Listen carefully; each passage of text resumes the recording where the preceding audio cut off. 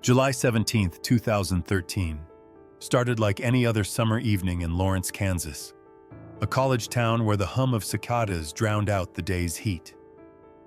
As a detective with the Lawrence PD, I'd grown used to the quiet, the kind that hadn't been broken by a homicide since 2008.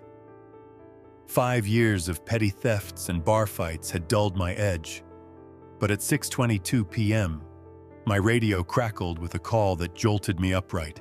Shooting, 600 block of Michigan Street. Mail down, suspect fled. The dispatcher's voice was tight, urgent. I grabbed my keys and hit the gas, the sleepy streets blurring past as dread coiled in my gut. Lawrence wasn't supposed to bleed like this. Michigan Street was a modest stretch. Ranch houses, sagging porches, the kind of place where neighbors waved over fences. When I pulled up to 647, the scene was chaos under the fading sun. Blue lights pulsed against the dusk. Neighbors gawked from lawns and a uniform waved me through. "He's out front," he said, face pale. I stepped onto the porch and froze. Gary Edens, 51, lay sprawled in a crimson pool, a bullet hole gaping at the back of his head. His eyes stared blankly at the sky, mouth slack, a life snuffed out in an instant. Blood streaked the steps, glistening wet, and a faint metallic tang hung in the air. This wasn't a clean kill. It was messy, personal. A neighbor, hands shaking, muttered about CPR. Too late. Gary's adult son, Jeremy, stood nearby, wild-eyed, clutching his shirt. "They just showed up," he stammered. Dad answered the door, and then a gun. 2 suspects, a woman and a man, had peeled out in a purple Pontiac, he said, leaving a 6-year-old boy inside screaming for his father. I scanned the yard. Scuff marks, a dropped cigarette, no shell casing yet. Whoever did this wasn't staying to explain. The radio buzzed again. Shawnee County had a hit on the car, I-70 westbound. I nodded to my partner. "We're moving." As I left that porch, Gary's blood staining the dusk, I knew this was no random act. Something darker had come to Lawrence, and it wasn't done running. The porch at 647 Michigan Street was a battlefield frozen in time when I returned to process it. Gary Edens's body had been carted off to the coroner, but his blood stayed behind, a dark smear pooling on the weathered boards, creeping into cracks like accusing fingers. July 17, 2013 had shattered Lawrence's quiet, and as lead detective I stood in the aftermath, piecing together the chaos that stole a man's life. The sun had dipped below the horizon, leaving sodium streetlights to cast a sickly glow over the scene. My flashlight swept the yard, scuff marks in the dirt, a cigarette butt crushed underfoot, a child's toy truck abandoned near the steps. This wasn't just a murder. It was a collision of desperation and rage. Jeremy Edens, Gary's 29-year-old son, sat on the curb, flanked by an officer, his hands trembling as he recounted the nightmare. "They came out of nowhere," he said, voice raw. "Dad opened the door, and I saw her, a girl, young, with some guy. They were asking about a car, yelling. Jeremy had met her before, he admitted. Brittany Adams through a mutual friend days earlier at this very house. That Sunday, she'd been casual, unremarkable. Now she'd brought death to his doorstep. He'd followed Gary outside when the shouting escalated, catching the glint of metal in the man's hand. Jonathan Rush, he'd later learn. "I grabbed the guy," Jeremy said. "He was reaching for his gun, and Dad lunged at him. Then, bang, Dad just dropped. I crouched by the blood stain, tracing the splatter. The shot had come from behind, close range, angled upward through Gary's skull, execution style, yet sloppy, as if panic had guided the trigger. No shell casing, though. She'd been smart enough to grab it. or it was lost in the fray. Jeremy's story held. A struggle. Two men wrestling over Rush's gun, and then the shot. He'd heard it, felt the air shift, seen his father crumple. "I let go," he whispered. The guy aimed at me, but they ran. Purple car, peeling out. Inside, Gary's 6-year-old son wailed, untouched but scarred, a witness to the sound of loss. The neighbor who'd tried CPR stumbled over, breathless. "I saw them pull up," he said. "She was pacing, mad, like she was hunting someone." The guy stayed cool till it blew up. Hunting. That word stuck. Adams wasn't here for Gary, not directly. Susan Burris, Gary's common-law wife, confirmed it later at the station, her face etched with grief. "Police said they wanted someone tied to Jeremy," she murmured. "A car, her car, stolen. Gary just answered the door. Wrong place, wrong time, a father caught in a stranger's vendetta. Evidence was thin but telling. Tire tracks gouged the gravel drive. Pontiac Grand Am, purple. Witnesses agreed. A cigarette butt, lipstick stained, hinted at Adams. No gun yet, but the radio crackled with hope. Shawnee County had spotted the car on I-70, 20 minutes out from the 6:20 p.m. call. I barked orders. Secure the scene, canvas for cameras, get Jeremy's full statement. My partner, M.T. Brown, met my gaze. "They're running," he said, "but not far." I nodded, the blood on the porch burning into my memory. Gary Edens hadn't fought for his life. He'd fought for his son and lost. Whoever Adams and Rush were, they'd left a trail, and I'd follow it to the end. The purple Pontiac Grand Am was our lifeline, a fleeting shadow tearing west on I-70 as Lawrence reeled from Gary Edens' death. July 17th, 2013, 6:40 p.m. 20 minutes after the shot that ended a father's life, my cruiser roared onto the interstate, lights flashing, adrenaline pumping. As lead detective, I'd seen suspects bolt before, but this was different. A young woman and her accomplice, guns in play, blood fresh on their hands. The radio buzzed with Shawnee County's update. A lieutenant had clocked the car near Topeka, weaving through traffic like a cornered animal. "They're ours," I told Brown, gripping the wheel. The chase was on. The highway stretched dark and endless, headlights piercing the dusk as we closed the gap. Witnesses from Michigan Street had pegged it. A loud engine, a dented fender, two figures inside. At 6:50 p.m., word came. The lieutenant had them stopped in southeast Topeka, pinned against a gas station lot. I hit the scene at 7:05, tires squealing. The Pontiac sat hemmed in by patrol cars, its purple paint glaring under floodlights. Brittany Adams, 19, slouched in cuffs beside it, her summer dress crumpled, eyes defiant.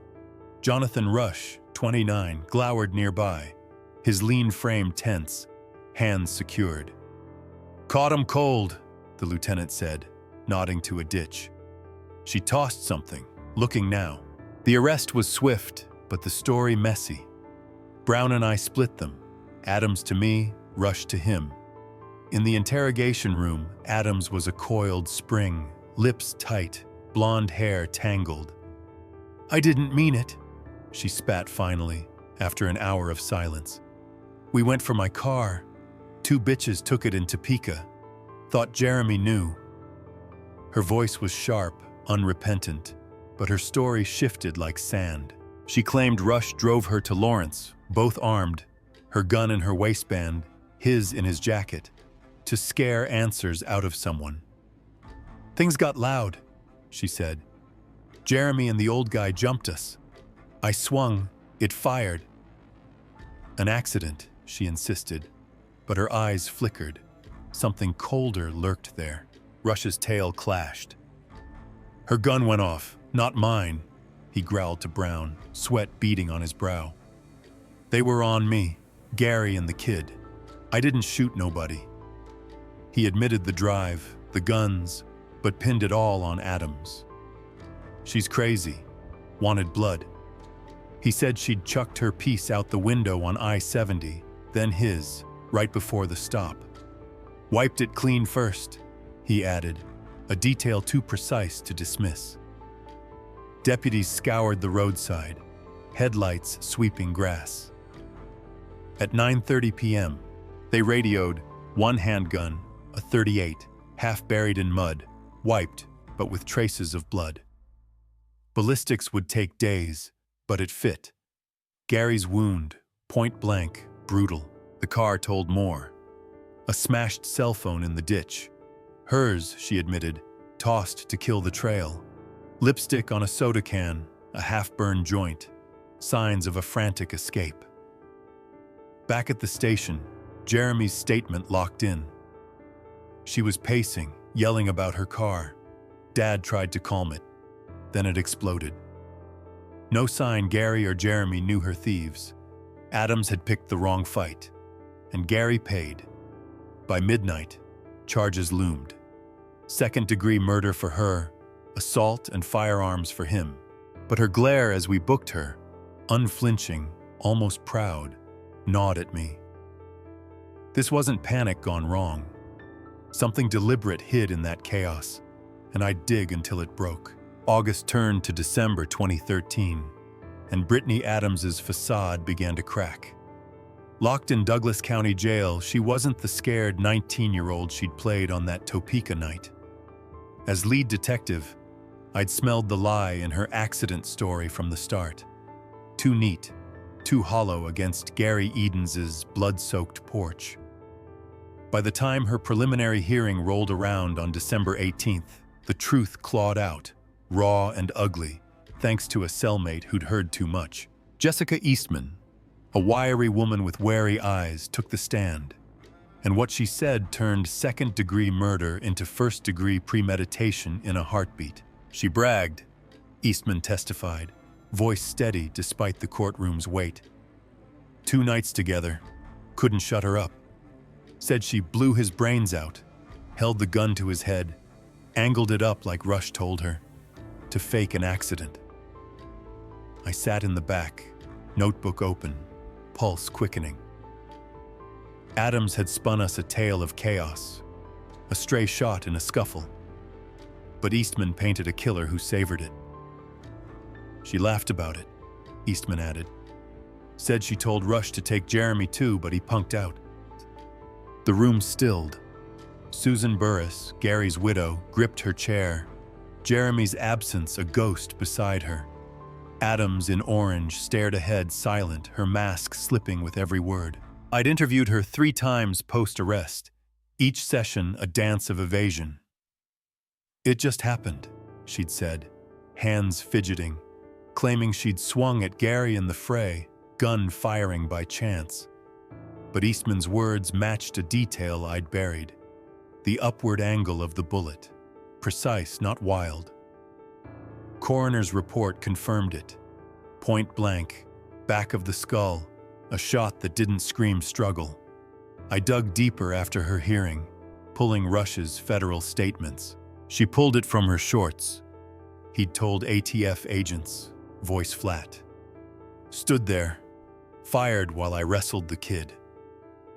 No accident, intent, cold and clear, and the prosecution pounced. DA Charles Branson and Eve Kemple laid it out. Adams carried loaded guns daily, tucked in her waistband like a habit. She'd wiped the .38, ditched it and her phone on I-70. Acts of a mind covering tracks, not panicking. Premeditation's in the thought, Kemple argued, voice cutting. She chose to shoot, chose to kill. Judge Picorni nodded, amending the charge. First degree meant life, no parole, a noose tightening around Adams's neck. I watched her plead not guilty that day, her jaw set, but the bravado was fraying. January 17th, 2014, she folded. Plea deal. Intentional second-degree murder. 155 months. plus a year for threatening jail guards, snarling at them with venom that echoed her cell boasts. No probation, no motions, consecutive terms. The mask was off. A girl who'd hunted answers with bullets, killed a stranger, and gloated over it.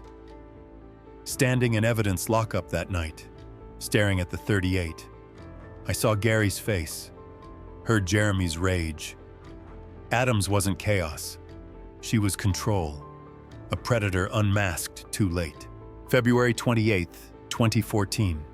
Douglas County District Court was a tomb of tension. Brittany Adams, now 20, stood before Judge Sally Picorni, her orange jumpsuit stark against the wood-paneled room. As lead detective, I'd tracked her from that bloody porch to this moment. 155 months, nearly 13 years, for Gary Edens's murder, plus a year for jail threats. The plea deal had shaved off First Degree's life sentence, but the air still hung heavy with loss. Jeremy Edens, in custody for his own crimes, faced her in shackles, his voice a blade cutting through her silence. "You took a good man's life," he said, eyes burning. "Selfish. I don't know if you feel remorse. Only God does." Adams didn't flinch. No words, no tears. Just a blank stare as Jeremy spoke of his father's 6-year-old son, left fatherless, and 2 grandchildren robbed of a grandpa. "You got the good end," he spat, comparing her finite sentence to Gary's eternity. I stood at the back, arms crossed, watching her stillness. I'd seen killers weep, beg, collapse. This void was worse. Her boasts to Eastman, blew his brains out, echoed in my head, a taunt from a girl who'd turned a stranger's doorstep into a grave. Picorni's gavel fell, 155 months, plus 12 for the guards, violent offender registry for a decade post-release. Justice, but not closure. The courtroom emptied, but I lingered, replaying the case. July 17, 2013 had unfolded like a fever dream. Adams and Rush hunting a stolen car. Gary caught in their crosshairs. Jeremy's struggle, the gunshot, the fleeing Pontiac, all etched in evidence. The 38, wiped and tossed. The tire tracks, her smashed phone. Rush took 40 months federal for his gun. A side note to her carnage. I'd sat through her interviews, her lies of accident unraveling under Eastman's testimony. She planned it, Brown had muttered after the plea. Stood there, pulled the trigger. The upward shot, the disposal, premeditation masked as chaos. Susan Burris approached me outside, eyes red. "He didn't deserve this," she whispered. I nodded, no words enough. Gary answered a door and died for it, a casualty of Adams's rage. Her silence in court wasn't shame.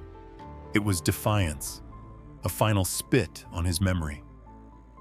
Driving home, Michigan Street loomed in my mind, its quiet shattered forever. Justice had spoken, but the horror lingered, a weight I'd carry beyond the badge. Gary Edens's murder rippled beyond the courtroom, a stone dropped in Lawrence's still waters. By March 2014, Brittany Adams was a number in a cell, her 13-year sentence a footnote to the wreckage she left. As lead detective, I closed the file, but the case clung like damp rot. First homicide since 2008, one of 3 in 2013, a crack in our town's veneer. Gary's blood on that porch wasn't just a crime scene. It was a mirror, reflecting a violence too close, too random, too young to fathom. A 19-year-old with a gun, a father dead, a family fractured. What did it teach us? Lawrence wasn't Compton or Chicago. Homicides were rare, a 5-year gap broken by Adams's bullet. But 2013 marked a turn. Larry Hopkins shot his wife in November. Marcy Cully stabbed her boyfriend Christmas Day. 3 deaths, 3 killers, no pattern but the loss. Gary's stood out, senseless, a stranger's wrath spilling over. Susan Burris's words haunted me. He just answered the door. Jeremy's too, a 6-year-old son, grandchildren, a life snuffed for nothing. Adam's motive, her stolen car, never touched Gary, yet he paid. It was chaos with a trigger, a lesson in how thin safety lies. The town shifted after. Neighbors locked doors, eyed strangers, whispered about that girl. Adams's silence, her jailhouse boasts, fed a quiet fear. Violence wasn't just out there. It was here, in a summer dress, on a familiar street. I saw it in the stats. Youth crime ticking up, guns too easy to grip. She'd carried 2 that day, routine as keys. Rush, a felon, had his own. No grand conspiracy, just recklessness with a body count. We'd caught her, sure, but prevention? That gnawed at me. 1 call, 1 knock, and a family's gone. To Gary's kin, I offer no platitudes. Your pain named her sentence. To Lawrence, I say, see the cracks. Anger unchecked, guns untracked, lives too cheap. Adams's echo lingers, a call to guard what's fragile. For me, it's Michigan Street at dusk, blood underfoot, a reminder to keep digging, keep asking, lest silence claims more.